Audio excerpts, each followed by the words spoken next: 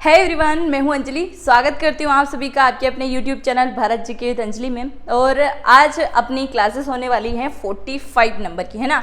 SSC MTS के अंदर आज अपनी 45 क्लासेस कंप्लीट होने वाली हैं।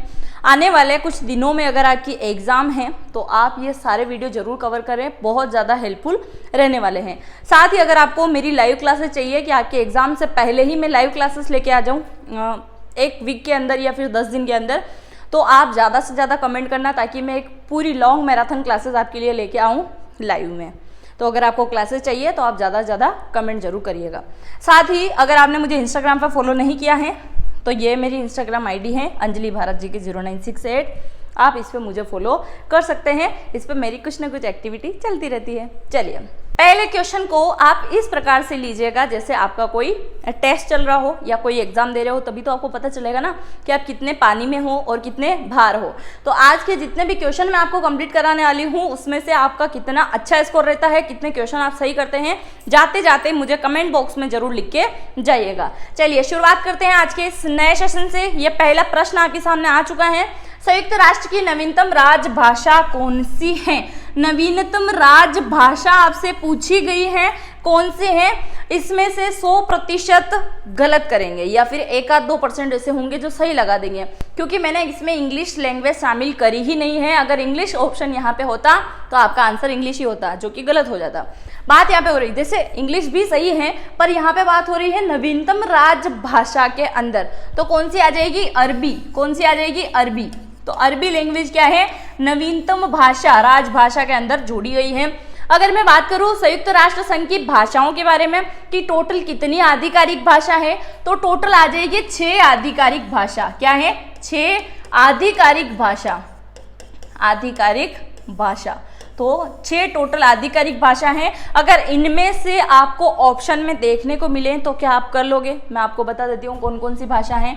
पहली भाषा प्रायोरिटी दी गई है अरबी को, अरबी लैंग्वेज। दूसरी आ जाएगी स्पेनिश, स्पेनिश। फिर है चीनी, फिर है अंग्रेजी, चीनी अंग्रेजी। फिर है फ्रेंच, और फिर कौन सी आ जाएगी?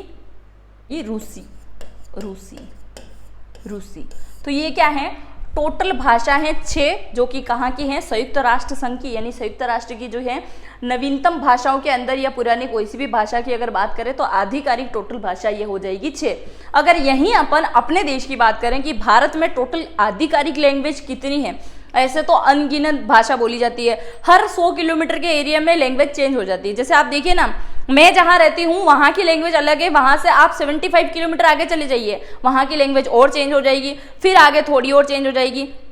तो सब जगह क्या है? लैंग्वेज चेंज होती है। तो ऐसे अगर आधिकारिक भाषा बनाई जाए तो बहुत सारी भाषा क्या है भारत में हो जाएगी। पर टोटल अगर लैंग्वेज की बात करें तो 8वीं अनुसूची के अंतर्गत 22 भाषाओं को इसके अंदर मान्यता मिली गई है, यानी कि 22 भाषाओं को क्या है इसके अंदर रखा गया है, यानी 22 भाषा हैं आधिकारिक। अभी आप बात करेंगे एक और जो महत्वपूर्ण प्रश्न है। 22 भाषा तो है, मलयालम, कन्नड़, तमिली, तेलुगु वगैरह सब सारी लैंग्वेज, संस्कृत सभी कुछ इसमें शामिल है ना, अंग्रेजी, हिंदी वगैरह। पर अगर मैं बात करूं कि भारत के अंदर जो कामकाजी लैंग्वेज है वो कितनी है, वो कितने प्रकार की है? कामकाजी से अर्थ है अगर कोई भी आपके कानूनी दस्तावेज बनते हैं तो वो किस भाषा के आधार पर बनेंगे? सभी को अच्छे से पता होगा, हिंदी और अंग्रेजी। तो ये दोनों भाषा याद रखना है। पहले अगर फर्स्ट प्रायोरिटी की मैं बात करूं तो हिंदी को दी जाती है। आपने देखा होगा प्योर हिंदी चलती है, कहीं पे भी जाओ आप, अगर कोई भी कानूनी दस्तावेज अगर आप कंप्लीट करवा रहे हो तो उसके अंदर क्या है? पूरी हिंदी लैंग्वेज आपको देखने को मिलेगी। चलिए, तो इसका आंसर हो चुका है अरबी लैंग्वेज, और टोटल ये 6 लैंग्वेज भी आपको याद रखना है। चलिए नेक्स्ट है, किस पल्लव शासक के शासनकाल में पल्लवों और चालुक्यों के बीच लंबा संघर्ष शुरू हो गया था? यानी कि पल्लव वंश और चालुक्य वंश, इन दोनों के मध्य क्या है? युद्ध ही आप मान सकते हैं, संघर्ष जो है शुरू हो चुका था। तो तब इसके शासक कौन थे? पल्लव शासक का पूछा गया है तो नरसिंह वर्मन आ जाएंगे। कौन आएंगे? नरसिंह वर्मन। ये दक्षिण भारत के मुख्यतः राजाओं में से एक है, दक्षिण भारत के। चलिए, बाकी कृष्णवर्मन, चोल वगैरह मैं आपको पढ़ा चुकी हूँ। ये सारे के सारे कहाँ के राजा हैं? दक्षिण भारत के राजा हैं। ये वर्मन जहाँ भी लगा हुआ आ जाए ना, समझ जाना दक्षिण भारत के राजाओं की यहाँ पे बात हो रही है। चलिए तीसरा प्रश्न है, विश्व में ऊन का सबसे बड़ा उत्पादक देश कौन सा है? ये ऊन है ना, ऊनी जो वस्त्र आते हैं ना, ऊन, उसकी बात हो रही है। विश्व में ऊन का सबसे बड़ा उत्पादक देश कौन सा है? सबसे बड़ा उत्पादक देश आपसे पूछा गया है ऊन का, तो कौन सा आ जाएगा? अमेरिका, इंडिया, ऑस्ट्रेलिया या रशिया? तो आ जाएगा ऑस्ट्रेलिया। रशिया मतलब रूस है ना, ये हमारी टेक्निकल टीम है ना, कभी कभी पता नहीं क्या करती है तो कुछ भी लिख देती है, तो ऐसे ऑप्शन नहीं आएंगे इंडिया रशिया, कभी आ जाए तो आ जाए। बाकी भारत और रूस लिखा हुआ ही आपको मिलेगा। हमारी टेक्निकल थोड़ा सा नींद में रहती है तो कुछ ना कुछ लिखती रहती है, तो वो देख लीजिएगा आप। विश्व में ऊन का सबसे बड़ा उत्पादक देश कौन सा है? सबसे बड़ा उत्पादक देश की अगर मैं बात करूं तो आ जाएगा ऑस्ट्रेलिया। ऑस्ट्रेलिया में क्या है? सबसे बड़ा ऊन का उत्पादक होता है। अगर यही इसके विपरीत में बात करूं कि ऊनी वस्त्र जो होते हैं, कपास का उत्पादन, वो सबसे अधिक कहाँ पे होता है? तो वो अपने इंडिया में होता है, भारत के अंदर होता है। ये ली कपास का उत्पादन, कपास का उत्पादन यानी कि जहां पे स्वाभाविक है कपास का उत्पादन जहां पे अधिक होगा, वहीं पे क्या है? ऊनी वस्त्र आपको सूती वस्त्र वहां पे आपको ज्यादा देखने को मिलेंगे। और सूती वस्त्र की सबसे पहले जो कारखाना मिल जो है स्थापित की गई थी वो कहां पे है? तो मुंबई के अंदर, उस समय बॉम्बे हुआ करता था। चलिए नेक्स्ट है, अंडमान निकोबार द्वीप में गद्दीदार चोटी सैंडल पीक काफी समय एग्जाम में आ चुका है, कहां पे स्थित है?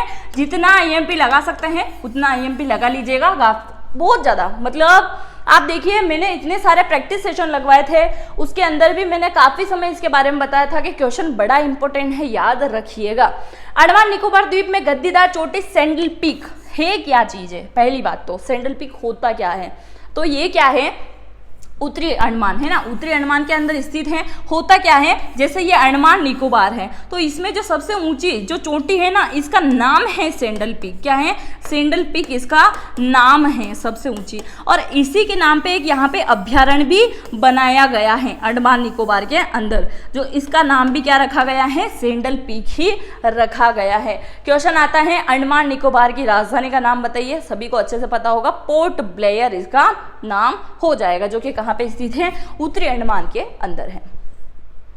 चलिए नेक्स्ट है, भारत का क्षेत्रफल पाकिस्तान से लगभग कितना गुना बड़ा है? ये पाकिस्तान वाले अच्छे से देखें कि भारत जो है कितना बड़ा है और इससे क्या है आप मुकाबला करने के लिए जा रहे हो।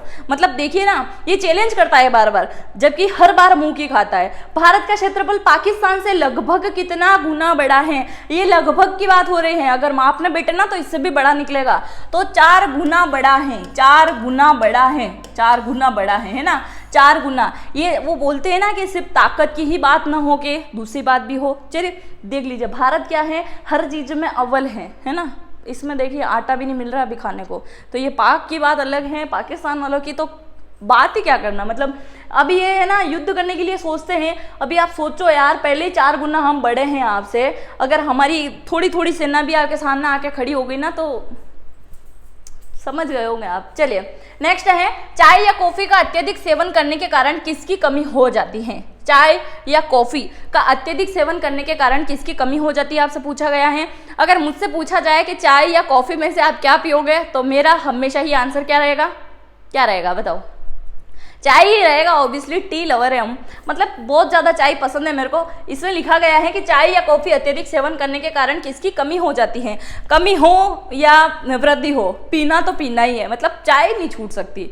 मैंने जिम भी ज्वाइन करी थी, मतलब डाइटिंग वाइटिंग फुल ऑन, बस चाय नहीं छूटता। बोलते हैं हमारे जिम ट्रेनर हैं, वो बोलते हैं कि भाई आप चाय वगैरह मत पिया करो, है ना, मीठा शुगर वगैरह मत खाया करो। और यहाँ बहुत चलता है, मतलब जामुन पूरे पूरे चढ़ते रहते हैं पूरे दिन भर, मतलब बहुत ज़्यादा शौक है मुझे इन चीज़ों का, तो इसी वजह से वेट लॉस नहीं हो पाता है शायद। बाकी इन चीज़ों को खाने से कहीं ना कहीं नुकसान है और कहीं ना कहीं फ़ायदा भी है, क्योंकि ज़िंदगी का कोई पता नहीं है, आज जिंदा हैं कल मर जाएंगे, क्या पता आगे की क्या देखें। अभी खाना है मतलब खाना है, खाते रहो मस्त रहो बस। चाय या कॉफी का अत्यधिक सेवन करने के कारण किसकी कमी हो जाती है? तो यानी कि विटामिन B12 की अगर कमी हो गई, मतलब ये सारी चीजें अगर सेवन करोगे तो इसकी कमी हो जाएगी। और अगर कमी होती है तो वापस पूर्ति भी करो ना, तो पूर्ति करने के लिए आपको क्या खाना पड़ेगा? सबसे पहले अगर नाम लूँ तो मछली खाना पड़ेगा, मछली खाना पड़ेगा, दूध और दही खाना पड़ेगा, और दूध और दही से बनी हुई चीज़ें भी आपको खाना पड़ेगा, और बादाम आपको खाना पड़ेगा, ये सारी चीज़ें आप लगातार खाइए, वापस क्या है कमी जो है वो पूर्ति में बदल जाएगी। विटामिन सी की अगर मैं बात करूँ तो विटामिन सी की वजह से क्या हो जाता है? स्कर्वी रोग हो जाता है।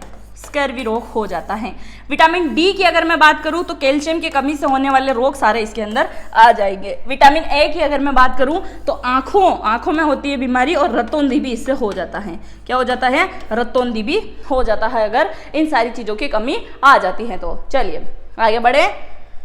नेक्स्ट है, भारत का सबसे बड़ा व्यापारी साझेदार देश कौन सा है? और ये वाला क्वेश्चन भी जिन्होंने अभी 2022 के बाद की रिपोर्ट अगर नहीं देखी है तो बहुत सारे क्या है गलत कर देंगे, क्योंकि आपको पता है कि ज्यादातर आंसर क्या देने वाले हो आप? चीन ही देने वाले हो, जो कि पूर्णतः गलत हो जाएगा। भारत का सबसे बड़ा व्यापारी साझेदार कौन सा बना है देश? तो अमेरिका बन चुका है। अमेरिका सबसे अधिक यहाँ से क्या मंगवा रहे हैं अपन? यहाँ से मंगवा रहे हैं पेट्रोलियम, गैस, बादाम वगैरह, वो सारी चीज़ें कहाँ से आ रही हैं? अमेरिका से। और अपने यहाँ से भी बड़ी मात्रा में क्या है निर्यात अमेरिका में किया जाता है। तो सबसे बड़ा व्यापारी साझेदारी भारत और अमेरिका बन चुका है। भारत के साथ में अमेरिका। और अगर मैं दूसरे नंबर की बात करूँ तो दूसरे नंबर पर आ जाएगा चीन। ये है चीन, छोटी आंखों वाला देश है ना। वो एक डायलॉग आया था ना कि चीन वालों की जितनी सी बड़ी आंखें होती है जिसमें सो जाते हैं ना, और उतनी आंखें खोल के तो भारत वाले क्या है व्हाट्सएप पे टाइपिंग कर देते हैं। तो ये कहीं ना कहीं हकीकत ही है ना, वो टाइपिंग ही कर सकते हैं बस। चलिए नेक्स्ट है, भारत में राष्ट्रीय उपभोक्ता अधिकार दिवस कब मनाया जाता है? उपभोक्ता अधिकार दिवस की बात करूं मैं, 24 दिसंबर को मनाया जाता है राष्ट्रीय उपभोक्ता अधिकार दिवस। अभी उपभोक्ता अधिकार दिवस मनाया ही क्यों जाता है? कुछ और दिवस भी मना सकते थे। उपभोक्ता अधिकार की अगर मैं बात करूं तो मनाया क्यों जाता है या होता क्या है उपभोक्ता? क्या होता है उपभोक्ता? किसी भी व्यक्ति किसी भी चीज़ का अगर आप उपभोग कर रहे हो तो वो क्या है? आप उपभोक्ता कहलाओगे। अभी ये मैंने एक बार पहले एक और वीडियो में आपको बताया था कि अगर आप किसी भी वस्तु को खरीद रहे हो जो काफ़ी ज़्यादा महंगी है, घर पे लाने के बाद उदाहरण के तौर पे अगर मैं आपको बताऊं, कोई सिस्टम आपने खरीदा है, पीसी कंप्यूटर अगर कुछ खरीदा है, अगर उसमें कुछ भी खराबी निकलती है, आपका बिल बना है समथिंग 50,000 प्लस है ना, 50,000 प्लस। अगर उसमें कुछ भी मिस्टेक निकलती है, आप वापस उस दुकानदार के पास जाते हो कि इसको चेंज कर दो, रिप्लेस कर दो या फिर इसको सही करो, इसका ट्रीटमेंट करो। अगर किसी भी प्रकार से दोनों ही चीज़ों में वो आनाकानी करता है, मना कर देता कि ना मैं इसका ट्रीटमेंट करने वाला हूँ ना इसको रिटर्न लेने वाला हूँ, जबकि आपने वो चीज़ खरीदी अभी है 1 दिन 2 दिन पहले और वो खराब निकली है। अगर ऐसे में वो किसी भी प्रकार के नाटक करता है तो सीधा कहाँ पहुँच जाओगे आप? उपभोक्ता कार्यालय के अंदर, फोरम के अंदर। तो वहां जाने के बाद में आप क्या करोगे? उसकी शिकायत कर सकते हो। तो वही कार्यालय क्या है? आपकी मदद करेगा। तो उसी के तौर पे क्या है 24 दिसंबर को उपभोक्ता दिवस मनाया जाता है। तो वो नारे भी चलते हैं ना, जागो ग्राहक जागो, तो ये इसी के ऊपर बेस्ड है। चलिए 5 जून की अगर मैं बात करूं तो मनाया जाता है पर्यावरण दिवस। पर्यावरण दिवस मनाया जाता है 5 जून को। 14 सितंबर को क्या मनाया जाता है? हिंदी दिवस मनाया जाता है। हिंदी दिवस मनाया जाता है। 25 दिसंबर का आप मुझे कमेंट करके बताइएगा। नेक्स्ट है, भारत में सबसे बड़ा राष्ट्रीय पुस्तकालय कहाँ पे है? राष्ट्रीय पुस्तकालय, लाइब्रेरी के बाद में आपसे पूछा गया है कि सबसे बड़ा राष्ट्रीय पुस्तकालय कहाँ पे है? सबसे बड़ा राष्ट्रीय पुस्तकालय है कहाँ पे? कोलकाता के अंदर है। कोलकाता पश्चिम बंगाल के अंदर है। और यहीं पे एक क्या है? तैरता हुआ पुस्तकालय भी है। तैरता हुआ पुस्तकालय भी यहीं पे है। तैरता हुआ पुस्तकालय भी यहीं पे है। तो कहाँ पे है ये? कोलकाता के अंदर है। ये भारत का सबसे बड़ा राष्ट्रीय पुस्तकालय है। बात हो चुकी है भारत की। सबसे बड़ा पुस्तकालय कहाँ पे है? यहीं पे है। इससे छोटा कहाँ पे है? दिल्ली के अंदर है, दूसरे नंबर पे है ना, दूसरे नंबर पे। चलिए भारत की बात तो हो चुकी है, अभी बात करेंगे एशिया की कि एशिया में सबसे बड़ा पुस्तकालय है कहाँ पे। एशिया में सबसे बड़ा पुस्तकालय की अगर मैं बात करूँ तो ये कहाँ पे स्थित है?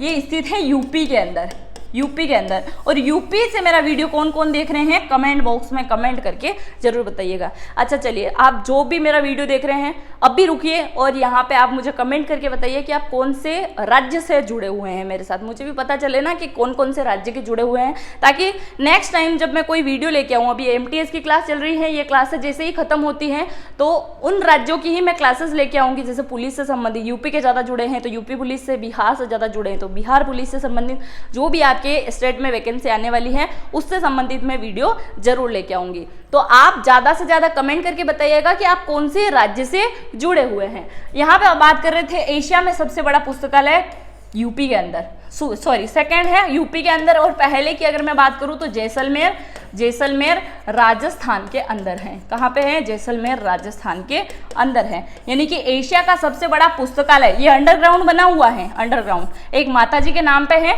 यहाँ की एक माता जी, एक तो वो बीकानेर में भी माता जी है ना, वो भी बड़ी फेमस है। यहाँ की बात कर रहे हैं जैसलमेर की, कि राजस्थान में अंडरग्राउंड एक पुस्तकालय बना हुआ है, ये एशिया का सबसे बड़ा पुस्तकालय है। और सेकेंड नंबर की अगर मैं बात करूँ तो ये आ जाएगा यूपी का पुस्तकालय। चलिए नेक्स्ट है, शेर सबसे ज्यादा भारत में कहाँ पाए जाते हैं? देखिए इस क्वेश्चन को थोड़ा घुमा दिया ना, शेर में आप कंफ्यूज होंगे, लेपर्ड की बात कर रहे हैं, टाइगर की बात कर रहे हैं, लायन की बात कर रहे हैं, किसकी बात कर रहे हैं ना, यही ना, शेर सबसे ज्यादा कहाँ पाए जाते हैं। और पता है MTS वालों ने इसका आंसर गुजरात दे रखा है, जो कि कहीं हद तक सही है। अगर ये पूछा जाए एशियाटिक शेर, बब्बर शेर कहाँ पाए जाते हैं, एशियाटिक बब्बर शेर, तो ये आ जाएंगे गिर नेशनल पार्क में, गिर नेशनल पार्क, जो कि हैं कहाँ पे हैं? गुजरात के अंदर हैं, गुजरात के अंदर है। पर यहाँ पे बात हो रही है सबसे ज्यादा टाइगर कहाँ पे है ना, टाइगर सबसे ज्यादा है कहाँ पे? तो टाइगर की अगर मैं बात करूँ तो पहले नंबर पे है MP, दूसरे नंबर पे है कर्नाटक, और तीसरे नंबर पे है UK यानी उत्तराखंड। और MP को थोड़ा उल्टा कर देना, अगर कर्नाटक पहले नंबर पे आ जाए तो ये आ जाएगा वन क्षेत्र में, और फिर दूसरे नंबर पे क्या आ जाएगा? MP आ जाएगा, MP, ये कर्नाटक। यानी कि वन के मामले की अगर पूछा जाए सबसे अधिक वन कौन से राज्य के अंदर आ जाएंगे, तो वो आ जाएंगे कर्नाटक के अंदर। और सबसे अगर आपसे पूछा जाए कि सबसे अधिक टाइगर कहाँ पे पाए जाएंगे, तो वो MP, उसके बाद कर्नाटक और फिर उत्तराखंड में। तो दोनों ही याद रखिएगा। एशियाटिक शेर कहाँ पे पाए जाते हैं? गुजरात के अंदर। सबसे ज्यादा कहाँ पे पाए जाते हैं टाइगर? तो यहीं पे। अगर मैं बात करूँ जो टाइगर प्रोजेक्ट आए थे भारत में सर्वप्रथम, वो कौन से राज्य में पहले लागू हुए थे? तो पहले नंबर पे आ जाएगा अपना उत्तराखंड, है ना। जिम कॉर्बेट नेशनल पार्क में पहला आता है टाइगर प्रोजेक्ट। और दूसरी बार जो आता है ना, वो कहाँ पे आता है? MP के अंदर। तो पहला कहाँ पे लागू हुआ था? उत्तराखंड के अंदर, और दूसरा MP के अंदर। चलिए नेक्स्ट है, गंगा कार्य योजना का निर्देश किसने दिया था? इंदिरा गांधी ने दिया था। और अभी की अगर बात करें, स्वच्छ मिशन चल रहा है ना, गंगा की सफाई को लेके, कि पीने योग्य पानी को बचाया जाए, वो सारी चीजें की जाए, तो उमा भारती को क्या है, पहले इसका अध्यक्ष बनाया गया। और अभी अगर बात करें स्वच्छता की, कि स्वच्छ भारत मिशन के अंतर्गत सर्वप्रथम किसका नाम आएगा इसमें, तो इसमें आ जाएगा प्रधानमंत्री नरेंद्र मोदी जी का। चलिए इनके बारे में तो मैं काफ़ी समय आपको बता चुकी हूँ, लाल बहादुर शास्त्री जी के बारे में भी, अटल बिहारी वाजपेयी, APJ अब्दुल कलाम के बारे में। मेरे बताए हुए अगर एक दो पॉइंट भी आपको इनके बारे में याद हैं तो कमेंट में जरूर लिखिएगा। नेक्स्ट है, भारत में बैंकों का पहली बार राष्ट्रीयकरण कब किया गया था, यानी कि विलय किया गया था। राष्ट्रीयकरण की बात हो रही है, सॉरी, राष्ट्रीयकरण किया गया था। कब किया गया था? तो 1969 के अंदर पहली बार राष्ट्रीयकरण हुआ था। अगर विलय की मैं बात करूं, विलय की तो विलय 14 बैंकों का विलय किया गया था, 14 बैंकों का विलय किया गया था। चलिए आगे बढ़े। नेक्स्ट है, विश्व बैंक का मुख्यालय कहाँ पे है? ये मुख्यालय भी मैं आपको काफी समय पढ़ा चुकी हूँ, याद रखिएगा, एग्जाम में आएगा। विश्व बैंक का मुख्यालय कहाँ पे स्थित है? तो विश्व बैंक का मुख्यालय है वॉशिंगटन DC के अंदर। यहाँ पे क्या है? विश्व बैंक का मुख्यालय है। पेरिस के अंदर क्या है? यूनेस्को का मुख्यालय है, काफी समय पढ़ा है मैंने, जेनेवा का, स्विट्जरलैंड का, रशिया, सब भी पढ़ा चुकी हूँ। नेक्स्ट है, किस संविधान संशोधन द्वारा नगर पालिका विधेयक पारित होता है? तो ये होता है 74वें संविधान संशोधन के द्वारा। नेक्स्ट है, इंडिया ऑफ माई ड्रीम के लेखक कौन है? इंडिया ऑफ माई ड्रीम के लेखक आपसे पूछा गया है, तो कौन आ जाएंगे? MK गांधी, महात्मा गांधी आ जाएंगे इंडिया ऑफ माई ड्रीम के लेखक। पंडित जवाहरलाल नेहरू की अगर मैं बात करूं तो द डिस्कवरी ऑफ इंडिया, ये इनकी पुस्तक का नाम है। नेक्स्ट है, भीलों के प्रसिद्ध लोक नाटक का नाम क्या है? भीलों के प्रसिद्ध लोक नाटक का नाम आप बताइए। तो इसका नाम हो जाएगा गवरी। क्या हो जाएगा? गवरी। और ये हमारे इधर बहुत मात्रा में किया जाता है, मतलब बहुत ज़्यादा। तो भीलों के द्वारा क्या किया जाता है? गौरी। और गौरी देखने के लिए बहुत सारी भीड़ लग जाती है। गाँव में होता है बेसिकली, सिटी में नहीं होता है, होता भी होगा तो कुछ एक जगह, सब जगह नहीं होता है। तो गौरी होता है, भीलों के द्वारा क्या है? दर्शाया जाता है। वो नेजा वगैरह, तलवार वगैरह लेके क्या है करते हैं? नृत्य करते हैं। नेजा की अगर मैं बात करूँ, नेजा तो ये भी कहाँ का है? राजस्थान का है। और गौरी कहाँ पर है? राजस्थान। और इसके साथ साथ में कहाँ पे होता है? राजस्थान के साथ साथ में मध्य प्रदेश में भी होता है। और राजस्थान में होता है नेजा। सुवा की अगर मैं बात करूं तो ये होता है छत्तीसगढ़ में, छत्तीसगढ़ में सुवा। अभी सुवा क्या होता है? नेजा जो होता है ना, नेजा में क्या है, एक तलवार और एक झंडा वगैरह लेके क्या है, नृत्य किया जाता है, फ्लैग होता है उनके हाथों में। सुवा की अगर मैं बात करूं तो तोते के जैसे क्या है, सिर पे, जैसे कि वो क्या करती है, सिर पे टोकरी रख के फिर धान जो होता है, धान को क्या है, तोते के आकार में बनाती है और फिर क्या है, नृत्य किया जाता है उस टोकरी को छोड़ के। फिर बात करें 13 ताली की, तो इसमें महिला पुरुष दोनों ही शामिल होते हैं। ये भी राजस्थान में किया जाता है। कहाँ पे किया जाता है? राजस्थान के अंदर किया जाता है। चलिए, ये प्रमुख नृत्य हो गए हैं अपने। नेक्स्ट है, केरल के निवासी राजा रवि वर्मा क्या थे? क्या थे राजा रवि वर्मा? काफी समय एग्जाम में आ चुका है राजा रवि वर्मा के बारे में, IMP लगा लीजिएगा इसको भी। अभी बात कर रहे हैं केरल के निवासी राजा रवि वर्मा को क्या कहा जाता था या क्या थे? ये थे एक चित्रकार। क्या थे ये? चित्रकार थे राजा रवि वर्मा, राजा रवि वर्मा। काफी समय एग्जाम में आया है, IMP लगाना। नृत्यकार की अगर मैं बात करूं तो नृत्यकार है प्रमुख मृणालिनी साराभाई, जो कि कहाँ की है? दक्षिण भारत की है, तमिलनाडु के लिए भारतनाट्यम किया नृत्य करती है। संगीतज्ञ की मैं बात करूं तो सुब्बू लक्ष्मी है, ये कहाँ से आती है? तमिलनाडु मदुरई से ये आती हैं। वादक तो बहुत सारे हैं, मैंने बताया है, हरिप्रसाद चौरसिया जी हैं और इसके अलावा अमजद अली खान है, जाकिर हुसैन है, बहुत सारे मैंने आपको वादक भी पढ़ाए हैं। नेक्स्ट है, समाजवाद का प्रथम वैज्ञानिक विश्लेषण किसके द्वारा किया गया? तो किसके द्वारा किया गया था समाजवाद का प्रथम वैज्ञानिक? तो ये थे कार्ल मार्क्स, कार्ल मार्क्स, और इनकी एक पुस्तक है वो भी बड़ी फेमस है। चलिए, नेक्स्ट है, भारत में कौन सा राज्य महत्वपूर्ण ताम्र उत्पादन राज्य है? यानी कि तांबे का उत्पादन सबसे अधिक भारत के कौन से राज्य के अंदर होता है? तांबे की यहाँ पे बात करें तो राजस्थान के अंदर होता है। और ताम्र नगरी किसको कहते हैं? ताम्र नगरी कहाँ पे है? खेजड़ी में, खेजड़ली, खेजड़ली कहाँ पे है?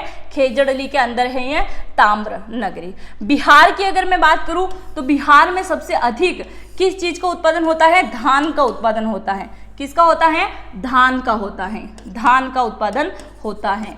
और मध्य प्रदेश की अगर मैं बात करूं तो सोयाबीन का होता है, सोयाबीन का होता है। और अगर मैं झारखंड की बात करूं तो कोयले का होता है। किसका होता है? कोयले का होता है। चलिए, नेक्स्ट है, भारतीय पेट्रोलियम संस्थान कहाँ पे स्थित है? भारतीय पेट्रोलियम संस्थान है देहरादून के अंदर। बेंगलुरु में क्या है? इसरो का मुख्यालय है, यहाँ पे इसरो का मुख्यालय है। चलिए, नेक्स्ट है, मध्य प्रदेश के नेपानगर में किसका कारखाना है? मध्य प्रदेश के अंदर बहुत सारे कारखाने हैं मध्य प्रदेश के अंदर। नेपानगर की बात हो रही है, नेपानगर, नेपानगर में क्या है? अखबारी कागज, अखबारी कागज का कारखाना है। किसका है? अखबारी कागज यहाँ पे बनाए जाते हैं। पेपर पढ़ते हो ना आप, तो वो सारे पेपर कहाँ से आते हैं? यहीं से, अगर मध्य प्रदेश से आप संबंधित हो तो। शुगर मिल की अगर मैं बात करूँ तो सबसे बड़ी शुगर मिल है इंदौर के अंदर। उसके बाद की अगर मैं बात करूँ तो भोपाल सीहोर के अंदर है, भोपाल सीहोर के अंदर है। बहुत सारी यहाँ पे शुगर मिल है। या ये जो सबसे बड़ी है ये बरलाई के अंदर है, बरलाई के अंदर है। और इसके अलावा बहुत सारी है, जैसे मंदसौर के पास में एक शहर है छोटा सा, मंदसौर के पास में दलोदा, दलोदा, इसमें भी क्या है? शुगर मिल है बहुत सारी। नेक्स्ट ऑप्शन की अगर मैं बात करूँ, सूती वस्त्र, सूती वस्त्र कहाँ पे आपको देखने को मिलेंगे? सूती वस्त्र, तो ये भी मध्य प्रदेश के अंदर है, मध्य प्रदेश के अंदर है सूती वस्त्र, सूती वस्त्र। और ज़्यादातर सूती वस्त्र आपको देखने को मिलेंगे बुरहानपुर, बुरहानपुर जिले से। अगर बुरहानपुर से कोई मुझसे मिलने के लिए आता है ना, तो मुझसे मिलने के लिए आओ तो एक सूती वस्त्र का पूरा एक वो लेके आ जाना, थान पूरा लेके आना है ना। सीमेंट की अगर मैं बात करूं तो सीमेंट नीमच के अंदर है। कहाँ पे है? नीमच के अंदर। बहुत सारी फैक्ट्रियां हैं ऐसे तो, नीमच सतना के अंदर भी है। नेक्स्ट है, विश्व की सर्वोत्तम कपास की किस्म को क्या कहते हैं? सर्वोत्तम कपास, सबसे अधिक कपास कहाँ पे पाई जाती है? अगर मैं आपसे पूछूं सबसे अधिक कपास कहाँ पाई जाती है, तो अपने भारत के अंदर पाई जाती है। भारत के अंदर सबसे अधिक कपास कहाँ पे होती है? काली मिट्टी के अंदर होती है, काली मिट्टी के अंदर होती है। कहाँ पे होती है? काली मिट्टी के अंदर होती है। विश्व की सर्वोत्तम कपास की किस्म, यानी कि सबसे अच्छी कपास की किस्म आपसे पूछी गई है, तो वो आ जाएगी लंबे रेशे वाली कपास, लंबे रेशे वाली कपास।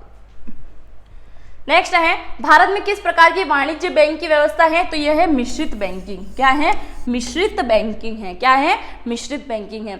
आज की क्लासेस अपनी इस वजह से स्पीड में है क्योंकि क्या है, कि बहुत लाइट बहुत जा रही है ना, लाइट कट जाए, पता नहीं आपकी क्लास अधूरी रह जाए, फिर मुझे पता नहीं कितने टाइम और वेट करना पड़े, इस वजह से मैं बहुत फास्ट आपकी क्लास ले रही हूँ। तो आप भी फास्ट ही देख लीजिए, आपका टाइम भी बच जाएगा। नेक्स्ट है, भारत में ऋण नियंत्रक का प्रचलन इसके द्वारा किया जाता है। तो किसके द्वारा किया जाता है? तो ये किया जाता है आरबीआई के द्वारा। आरबीआई के द्वारा स्थापना कब होती है? 1 अप्रैल 1935 को क्या होती है? आरबीआई की स्थापना होती है। कहाँ पे है मुख्यालय? मुंबई के अंदर। कहाँ पे है? मुंबई के अंदर। पंजाब नेशनल बैंक की स्थापना किसने करी थी? लाला लाजपत राय ने। लाला लाजपत राय के द्वारा क्या है? इसकी स्थापना की गई है। और बैंकों का बैंक भी किसको कहा जाता है? एसबीआई को, आरबीआई को कहा जाता है। और सबसे अधिक शाखा की अगर मैं बात करूं, विश्व में सबसे अधिक शाखा कौन से बैंक की है? तो वो आ जाएगा एसबीआई। नेक्स्ट है, किस राज्य में भारतीय कुल रेशमी कपड़े का 50% उत्पादन होता है? चलिए आज के आखिरी क्वेश्चन पे अपन पहुंच चुके हैं। लाइक नहीं किया है तो लाइक जरूर करें, और स्टडी ग्रुप में अगर शेयर नहीं किया है तो शेयर भी करें। पहली बार चैनल पे आए हैं तो सब्सक्राइब भी जरूर करें। और साथ ही मैंने आपको स्टार्टिंग में बोला था 25 में से आपका स्कोर क्या रहा, आप मुझे कमेंट बॉक्स में कमेंट जरूर करके बताइएगा। और कोई कमेंट करो ना करो, ये कमेंट जरूर करिएगा कि 25 क्वेश्चन में से आपके कितने सही हुए। दूसरा कमेंट ये जरूर करिएगा कि आपको मेरी लाइव क्लासेस कितने दिन के अंदर चाहिए, यानी कितना जल्दी मैं आपके लिए लेके आऊं, उसके लिए भी आप कमेंट करिएगा। किस राज्य में भारतीय कुल रेशमी कपड़े का 50% उत्पादन होता है? तो ये होता है कर्नाटक के अंदर। कहाँ पे होता है? कर्नाटक के अंदर। चलिए, हो चुकी है अपनी क्लासेस एंड। आई होप आपको ये क्लासेस अच्छी लगी होगी। अगर क्लास आपको अच्छी लगी है तो अपने दोस्तों के साथ में शेयर करना न भूले। मिलता है नेक्स्ट लेक्चर में। जय हिंद, जय भारत।